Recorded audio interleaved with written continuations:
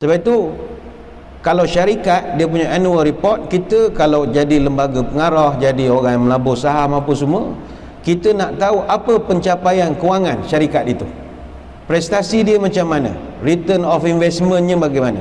Jadi para pemegang saham dan stakeholder, pihak yang ada kepentingan, dia rasa suka nak bagi melabur, nak bagi peruntukan kalau kita punya report itu comel, cantik, dia punya cara dia dipersembahkan. Dan proses diangkatnya itu berlaku pada bulan Syakban ini. Sebab itu Nabi pesan, kalau nak bagikan nampak kita punya amalan itu ataupun perbentangan tahunan itu cantik, molek kita puasa. Apa sebab?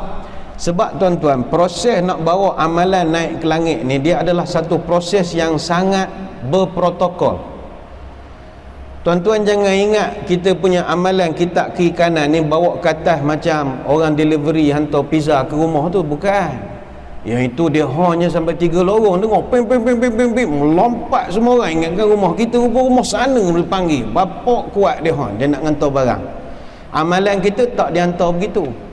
Amalan kita ni ada tertib.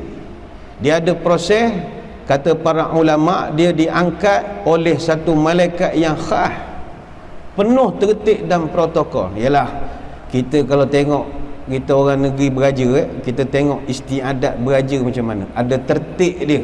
Kadang kalau masa pertabalan, kita tengok macam mana tertibnya cara pengiring-pengiring, dia bawa peralatan kebasaran diraja, bawa cogam, bawa dua bilah pedang bentara, pedang kerajaan keris panjang, bawa ketul terenam, pembaran lembing panjang 16, tombok 16, kaki payung obor-obor.